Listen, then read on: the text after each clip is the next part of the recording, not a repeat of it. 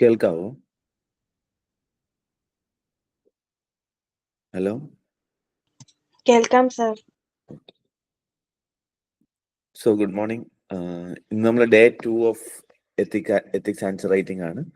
ഇന്ന് നമ്മൾ basically focus ചെയ്യാൻ പോകുന്നത് ഡയമെൻഷൻസ് ഓഫ് എത്തിക്സ് എന്ന് പറയുന്ന ഒരു ടോപ്പിക്കാണ് നമ്മൾ നോക്കാൻ പോകുന്നത്. അപ്പോൾ ഡയമെൻഷൻസ് ഓഫ് എത്തിക്സിൽ നമുക്ക് ഡിഫറെന്റ് ഡയമെൻഷൻസ് ഓഫ് എത്തിക്സ് എങ്ങനെയാണ് ഡിഫറെന്റ് ആംഗിളിൽ വരുന്നത് എന്നുള്ളതാണ് നമ്മൾ ഡയമെൻഷൻസ് ഓഫ് എത്തിക്സിൽ ബേസിക്കലി നോക്കുക.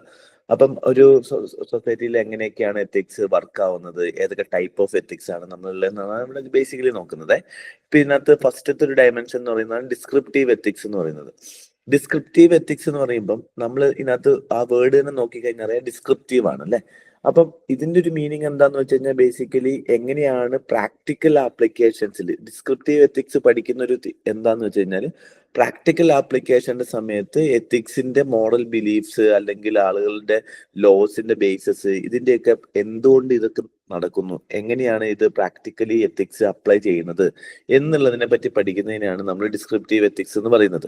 അതുകൊണ്ട് തന്നെ ഇത് കൂടുതൽ പഠിക്കുക എങ്ങനെയാന്ന് വെച്ച് കഴിഞ്ഞാൽ ഹിസ്റ്റോറിക്കലായിട്ട് തന്നെ ആളുകളുടെ ഒരു ബിലീഫ് സിസ്റ്റം എങ്ങനെയാണ്, എത്തിക്സ് എങ്ങനെയാണ് ഇവോൾവ് ചെയ്തു വന്നിട്ടുള്ളത്. ഇവോൾവ് ചെയ്തു വന്ന സമയത്ത് എത്തിക്സിൽ പല പ്രോബ്ലംസ് സൊസൈറ്റിയിൽ എന്തൊക്കെ പ്രോബ്ലംസ് ആയിരുന്നു ഉണ്ടായിരുന്നിട്ടുള്ളത്, എന്തൊക്കെ കസ്റ്റംസ് ആണ് ഉണ്ടായിരുന്നത്. അങ്ങനെ സൊസൈറ്റിയിലുള്ള ഓരോ എത്തിക്കൽ ബിഹേവിയറും ഹിസ്റ്റോറിക്കലായിട്ട് പഠിച്ച് ഇവല്യൂഷൻ ചെയ്ത് പഠിച്ച് വരുന്ന ഒരു വിങ്ങിനെയാണ് നമ്മൾ പറയാ ഡിസ്ക്രിപ്റ്റീവ് എത്തിക്സ് എന്ന് പറയാ. സോ ഇതിനകത്ത് എന്ത് ചെയ്യുന്ന വെച്ച് കഴിഞ്ഞാൽ ആളുകളുടെ വാല്യൂസ് എന്താണെന്നൊക്കെയുള്ളതാണ് നമ്മൾ പഠിക്കുക.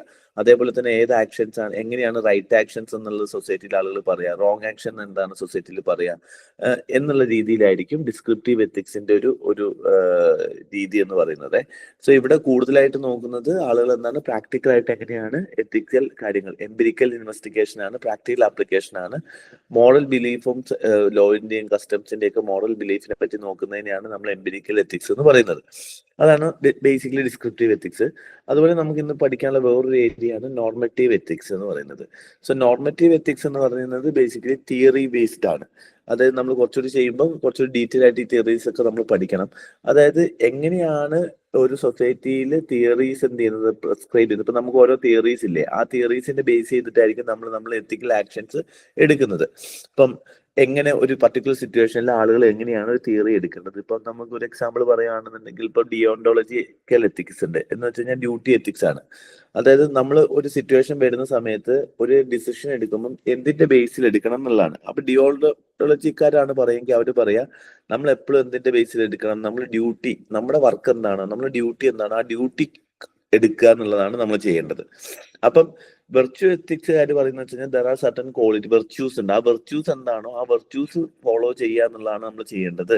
തിയോളജിക്കൽ എത്തിക്സ് പറയുന്നത് എന്താന്ന് വെച്ച് കഴിഞ്ഞാൽ ഇപ്പം അതിന്റെ നമ്മളൊരു സാധനം ചെയ്യുമ്പം അതിന്റെ ഔട്ട്കം നല്ലതാണ് എന്നുണ്ടെങ്കിൽ ഇപ്പൊ നമ്മൾ ചെയ്യുന്ന മീൻസ് ചിലപ്പോൾ എന്തായിരിക്കും, ഇപ്പം ആളുകൾ എല്ലാവരും എന്ത് ചെയ്യുന്നു, ആളുകൾ ഇപ്പം നമ്മളിപ്പം ടെററിസ്റ്റുകൾക്കെതിരെ ബോംബിങ് നടത്തുന്നു. അപ്പൊ അവിടെ ബോംബിംഗ് എന്ന് പറയുന്നത് അൺഎത്തിക്കലായിട്ടുള്ള ഒരു ആക്ഷൻ ആണ് അല്ലെ. പക്ഷേ അവിടുത്തെ ഔട്ട്കം എന്താണ്, ടെററിസ്റ്റുകൾ ഇല്ലാതിരിക്കുക, ഗ്ലോബൽ പീസ് ആണ്. സോ അങ്ങനെ നോക്കുന്ന സമയത്ത് ഈ ടെററിസ്റ്റുകൾക്കെതിരെ ഉപയോഗിക്കുന്ന വയലൻസ് എന്ന് പറയുന്നത് ജസ്റ്റിഫൈഡ് ആണ്. കാരണം അതിന്റെ ഔട്ട്കം എന്ന് പറയുന്നത് ഗ്ലോബൽ ഗുഡ് ആയിട്ടുള്ള എല്ലാവർക്കും പീസ്ഫുൾ ആയിട്ടുള്ള ഒരു സാധനമാണ്. അപ്പൊ ഇവിടെ എന്താ നോക്കുന്നത്, കൂടുതലായിട്ട് നോക്കുന്നത് ഇവിടെ മാക്സിമം നോക്കുന്നത് ആക്ഷൻസ് എന്താണ്, ഔട്ട്കം ആണ്. പക്ഷെ ഡിയോണ്ടോളജി നോക്കുന്നത് എന്താണ്, മീൻസ് ആണ് നോക്കുന്നത്. എൻസിനെക്കാട്ടും ഇമ്പോർട്ടൻസ് മീൻസ് ആണ്. ഇപ്പം നമുക്ക് എന്ത് ചെയ്യാൻ പറ്റും, ഇപ്പം ഒരു രാജ്യത്ത് സിവിലിയൻ പീസ് വേണമെന്നുണ്ടെങ്കിൽ അവിടെ എന്ത് ചെയ്യാൻ പറ്റും, നമുക്ക് കൂടുതൽ ഫോഴ്സ് ഉപയോഗിച്ചിട്ട് അത് പീസ് കൊണ്ടുവരാൻ പറ്റും. പക്ഷെ അതെന്താണ്, ഇപ്പൊ ഗാന്ധി എന്ത് ചെയ്തു, ഗാന്ധിക്ക് വേണമെങ്കിൽ ഇൻഡിപെൻഡൻസ് മൂവ്മെന്റ് വയലൻസ് മൂവ്മെന്റ് ഈ രീതിയിൽ കൊണ്ടുവരായിരുന്നു. പക്ഷെ അത് റൈറ്റ് ആയിട്ട് തോന്നുന്നില്ല. എന്തായിട്ട് തോന്നുന്നത്, അത് മീൻസ് കറക്റ്റ് ആയിട്ടല്ല നമുക്കിവിടെ, അല്ലെങ്കിൽ ഡ്യൂട്ടി എന്തല്ല കറക്റ്റ് ആയിട്ട് നമുക്കിവിടെ തോന്നുന്നില്ല. അപ്പൊ ആ ഡ്യൂട്ടി എന്താണോ ആ ഡ്യൂട്ടി കൃത്യമായിട്ട് എത്തിക്കലായിരിക്കുക എന്നുള്ളതാണ് ഇവിടെ നോക്കുന്നുള്ളൂ, ഔട്ട്കമ്മിനെ കാട്ടും.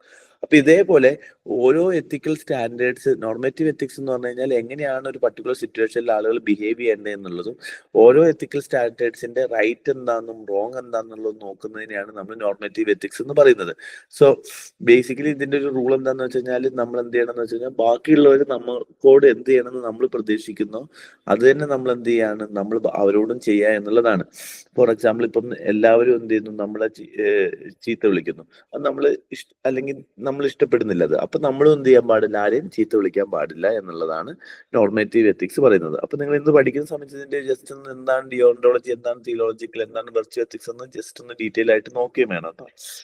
ഇനി മെറ്റാ എത്തിക്സ് എന്ന് പറഞ്ഞു കഴിഞ്ഞാല് ഇവിടെ റൈറ്റ് ആൻഡ് റോങ്ങിനെക്കാട്ടും കൂടുതൽ ഇവിടെ നോക്കുന്നത് ഇത് കുറച്ചുകൂടി ഫിലോസഫിക്കൽ ആസ്പെക്ട്സ് ആണ്. നമ്മൾ പഠിക്കുന്ന സമയത്ത് ഫിലോസഫേഴ്സിനെ പഠിക്കുന്ന സമയത്താണ് നമ്മൾ ഇത് കൂടുതലായിട്ട് പഠിക്കുക. സോ മെറ്റാ എത്തിക്സ് എന്താന്ന് വെച്ച് കഴിഞ്ഞാല് മറ്റേത് ഓരോ ആക്ഷന്റെയും റൈറ്റും റോങ്ങും ആണ് നമ്മൾ നോക്കുന്നതെങ്കിൽ ഇവിടെ നമ്മൾ കൂടുതൽ ഫോക്കസ് ആവുന്നത് എന്താണ് റൈറ്റ്, റൈറ്റിന്റെ മീനിങ് എന്താണ്, എന്താണ് ഗുഡ്, എന്താണ് bad, is it right, is already existing. അപ്പൊ മറ്റേടത്ത് എന്താണ് നമ്മൾ ചെയ്യുന്നത്, റൈറ്റ് ആണോ റോങ് ആണോ നോക്കുന്നത്. ഇവിടെ റൈറ്റ് എന്താണെന്ന് തന്നെ ഉള്ളത് എന്ത് ചെയ്യാണ്, ഇവർ ക്വസ്റ്റ്യൻ ചെയ്തുകൊണ്ടിരിക്കുകയാണ്. ഇത് ആ ഫിലോസഫിക്കൽ ക്വസ്റ്റ്യൻസ് ആണ്. ആളുകൾ ഇപ്പൊ പ്ലാറ്റോയും അരിസ്റ്റോട്ടിലും ഇവരൊക്കെ എന്താണ് യഥാർത്ഥത്തിൽ ശരി, ശരി എന്ന് പറയുന്നതിന്റെ മീനിങ് എന്താണ്, യൂണിവേഴ്സലാണോ. ഇപ്പൊ ഫോർ എക്സാമ്പിൾ നമ്മൾ മോഷ്ടിക്കരുതെന്ന് പറയുന്നു അല്ലെ, മോഷ്ടിക്കരുതെന്ന് പറയുന്ന ഒരു ആക്ഷൻ ആണ്. അപ്പൊ മോഷണം എന്ന് പറയുന്ന ഒരു ആക്ഷൻ തെറ്റാന്ന് പറയുന്നു. പക്ഷെ ഈ ഈ മോഷണം, സ്റ്റീലിംഗ് അല്ലെങ്കിൽ മോഷണം എന്ന് പറയുന്നത് തന്നെ റൈറ്റ് ആണോ റോങ് ആണോ, അത് ആ വേർഡ് തന്നെ എന്തെങ്കിലും പ്രോബ്ലം അതിനകത്ത് വരുന്നുണ്ടോ എന്നുള്ളതാണ് ഇവരെന്ത് ചെയ്യുന്നത് മെറ്റാ എത്തിക്സിൽ നോക്കുന്നത്. So what should be done in a particular sin consider whether an action is good or bad എന്നല്ല ഇവർ നോക്കുന്നത്. റാദർ ആ ഒരു വേർഡിന്റെ ആ മൊറാലിറ്റി റൈറ്റ് ആണോ ഗുഡ് ആണോ റോങ് ആണോ എന്നുള്ള ഒരു ആസ്പെക്ട്സ് ആണ് ഇവരെന്ത് ചെയ്യുന്നത് കൂടുതലായിട്ട് ഫോക്കസ് ചെയ്യുന്നത്. റാദർ ദാൻ ഒരു പർട്ടിക്കുലർ സിറ്റുവേഷൻസിൽ എന്ത് ചെയ്യുന്നില്ല, അത് അപ്ലൈ ചെയ്യുന്നതിനെക്കാട്ടും അത് തന്നെ ഇറ്റ്സെൽഫ് കറക്റ്റ് ആണോ അല്ലയോ എന്നുള്ളത് ചെക്ക് ചെയ്യുന്നതാണ് ഇത് മെറ്റാ എത്തിക്സ് എന്ന് പറയുന്നത്. അപ്പം ഇവിടെ നമ്മൾ കൂടുതൽ നോക്കുക എന്ന് പറഞ്ഞാൽ ഫിലോസഫിക്കൽ ആംഗിൾ ആണ്. ഓരോ മൊറാലിറ്റീന്റെ എന്ത് ചെയ്യുന്നു, ആ മൊറാലിറ്റി തന്നെ കറക്റ്റ് ആണോ എന്ന് നോക്കുന്നതിനെയാണ് നമ്മൾ മെറ്റാ എത്തിക്സ് എന്ന് പറയുന്നത് കേട്ടോ. അപ്പം അതേപോലെ തന്നെ അപ്ലൈഡ് എത്തിക്സ് ഉണ്ട്. അപ്ലൈഡ് എത്തിക്സ് എന്ന് പറയുന്നത് ഈ പറഞ്ഞ പോലെ എത്തിക്സിന്റെ പ്രാക്ടിക്കൽ ആപ്ലിക്കേഷൻസ് ആണ്. ഒരു എത്തിക്കൽ ആപ്ലിക്കേഷൻ നമുക്ക് വേണമെങ്കിൽ പറയാം ഒരു പർട്ടിക്കുലർ സിറ്റുവേഷൻസുമായിട്ട് കണക്ട് ചെയ്യുമ്പോൾ. ഇപ്പൊ എത്തിക്സ് നമ്മൾ ബയോളജിയിൽ കൊടുത്തു കഴിഞ്ഞാൽ അത് ബയോ എത്തിക്സ് ആയി മാറി അല്ലെ. അങ്ങനെ ഓരോ സിറ്റുവേഷനിൽ നിന്ന് ഇപ്പൊ സിവിൽ സർവീസിലേക്ക് കൊടുത്തു കഴിഞ്ഞാൽ സിവിൽ സർവീസ് എത്തിക്കൽ വാല്യൂസ് ആയി, പ്രൊഫഷണൽ സർവീസിൽ കൊടുത്തു കഴിഞ്ഞാൽ പ്രൊഫഷണൽ എത്തിക്സ് ആയി, ബിസിനസ്സിൽ അപ്ലൈ ചെയ്ത് കഴിഞ്ഞാൽ ബിസിനസ് എത്തിക്സ് ആയി. സോ ബേസിക്കലി നമ്മൾ പഠിക്കുന്ന സെറ്റ് ഓഫ് തിയറീസിനെ, ഇഷ്യൂസിനെ അല്ലെങ്കിൽ എത്തിക്കൽ വാല്യൂസിനെ നമ്മൾ ഒരു സ്പെസിഫിക് അല്ലെങ്കിൽ ഒരു പ്രാക്ടിക്കൽ ആപ്ലിക്കേഷനിലേക്ക് നമ്മൾ വെക്കുമ്പോഴാണ് അതിനെ അപ്ലൈഡ് എത്തിക്സ് എന്ന് പറയുന്നത്. ഇപ്പൊ നമ്മൾ പഠിച്ച ഇതേ തിയറികൾ വെർച്വൽ തിയറീസും ഡ്യൂട്ടി എത്തിക്സും തിയോളജി ഇതെല്ലാം എന്ത് ചെയ്യുന്നു, നമ്മൾ അബോർഷന്റെ ഇഷ്യൂസിലാണ് നമ്മൾ പഠിക്കുന്നതെങ്കിൽ എന്ത് ചെയ്യുന്നു, അതിനെയാണ് നമ്മൾ അപ്ലൈഡ് എത്തിക്സ് എന്ന് പറയുന്നത്. എന്നാൽ നമ്മളൊരു പ്രാക്ടിക്കൽ ആപ്ലിക്കേഷൻ എടുത്തിട്ട് അവിടെ എന്തൊക്കെയാണ് ഇവിടുത്തെ എത്തിക്കൽ കൺസേൺസ് എന്ന് വരികയാണെന്ന് നോക്കുകയാണ്. അതാണ് ഞാൻ പറഞ്ഞ ബയോ എത്തിക്സ്, ബിസിനസ് എത്തിക്സ്, ഇതൊക്കെ എന്താണ് ഒരു അപ്ലൈഡ് എത്തിക്സ് ആണ്. പ്രാക്ടിക്കൽ ആപ്ലിക്കേഷൻ ഓഫ് എത്തിക്സിനാണ് നമ്മൾ അപ്ലൈഡ് എത്തിക്സ് എന്ന് പറയുന്നത്. അപ്പൊ അപ്ലൈഡ് എത്തിക്സിൽ നമ്മൾ എന്ത് ചെയ്യുന്നു, നമ്മൾ കുറച്ച് പ്രിൻസിപ്പിൾസ് ഒക്കെ യൂസ് ചെയ്യുന്ന ജസ്റ്റ് ഇവിടെ കൊടുത്തുന്നേ ഉള്ളൂ. ഇപ്പൊ പേഴ്സണൽ ബെനിഫിറ്റിനെ നോക്കി കഴിഞ്ഞു കഴിഞ്ഞാൽ എന്ത് ചെയ്യണം, ഓരോ എത്തിക്സിന്റെ സമയത്തും നമ്മൾ ഒരു പ്രാക്ടിക്കൽ സിറ്റുവേഷനിൽ അതിനകത്ത് നമുക്ക് പേഴ്സണൽ ബെനിഫിറ്റ്സ് വരുന്നുണ്ടോ ഒരു ആക്ഷൻസിൽ നിന്ന്, അതോ അതിനകത്തൊരു പബ്ലിക് ഗുഡ് ആണോ വരുന്നത് എന്നുള്ളത് നമുക്ക് നോക്കണം. അതുപോലെ തന്നെ സോഷ്യൽ ബെനിഫിറ്റ്, പബ്ലിക് ഗുഡ് ആണോ ആക്ഷൻസ് ഉണ്ടാവാൻ നോക്കുക, അത് എല്ലാ ആളുകളും എന്തെന്നും ആളുകളെ സഹായിക്കുക എന്നുള്ളതൊക്കെ അപ്ലൈഡ് എത്തിക്സിന്റെ പ്രിൻസിപ്പിൾ ആണ്. അതല്ലെങ്കിൽ ആളുകൾ എന്ത് ചെയ്യുക, ആളുകളുടെ ബെസ്റ്റ് ഇൻട്രസ്റ്റിലേക്ക് അവരെ പെർസ്യൂ ചെയ്യുക, അവരെ ബെസ്റ്റ് ഇൻട്രസ്റ്റിന് വേണ്ടിയിട്ട് നമ്മൾ ഫോക്കസ് ചെയ്യുക എന്നുള്ള കാര്യങ്ങളൊക്കെ കൂടുതൽ ഫോക്കസ് ചെയ്യുക. അതുപോലെ മിനിമം ഹാം എന്ത് ചെയ്യുക, ആളുകൾക്കുള്ള പ്രോബ്ലംസ് ഹാംഫുൾ ആക്കുന്നത് എന്ത് ചെയ്യണം, വളരെ ലോ ആയിരിക്കണം, വളരെ മിനിമൽ ആയിരിക്കണം, എല്ലാവരും സത്യസന്ധരായിരിക്കണം. ഇതൊക്കെ അപ്ലൈഡ് എത്തിക്സിന്റെ പ്രിൻസിപ്പിൾസ് ആണ്. ലോ വയലേറ്റ് ചെയ്യാൻ പാടില്ല, പ്രിൻസിപ്പിൾ ഓഫ് ഓട്ടോണമി, നമ്മൾ എന്ത് ചെയ്യും, പീപ്പിളിന്റെ ഫ്രീഡം അത് കാര്യങ്ങളും അല്ലെങ്കിൽ അവരുടെ ബെറ്റർ ഫ്രീഡം, ലിബർട്ടി, ഈ കാര്യങ്ങളൊക്കെ നമ്മൾ എന്ത് ചെയ്യണം, കുറച്ചുകൂടി അക്നോളജ് ചെയ്യണം എന്നുള്ളതാണ്. അതുപോലെ തന്നെ പ്രിൻസിപ്പിൾ ഓഫ് ജസ്റ്റിസ്, ആളുകളുടെ വർക്കിനെ പറ്റിയൊക്കെ കാര്യങ്ങൾ നമ്മൾ ഫോക്കസ് ചെയ്യാം. അപ്പൊ ഇന്ന് നിങ്ങൾ പഠിക്കുമ്പോൾ ഇത്രയും കാര്യങ്ങളാണ് നിങ്ങൾ നോക്കേണ്ടത്. ഇതിന്റെ കൂടെ എന്താണ് പേഴ്സണൽ ആൻഡ് പബ്ലിക് എത്തിക്സ് എന്നുള്ളതും വാട്ട് ഈസ് വാല്യൂ എന്നുള്ളത് കൂടി നോക്കുക. ഓക്കെ, അപ്പൊ വാല്യൂ എന്താന്നുള്ളത് ജസ്റ്റ് നോക്കണം. വാല്യൂ എന്താന്ന് പറഞ്ഞാൽ എന്താ, basically what is valuable to individuals. ഒരു ഇൻഡിവിജ്വൽസ്, ഒരു ഹ്യൂമൻസ് എന്ത് ചെയ്യുന്നു, അവര് മോസ്റ്റ് വാല്യൂഡ് ആയിട്ട് അവരുടെ ഉള്ളിലേക്ക് നിൽക്കുന്ന സാധനങ്ങളെയാണ് നമ്മൾ വാല്യൂ എന്ന് വിളിക്കുന്നത്.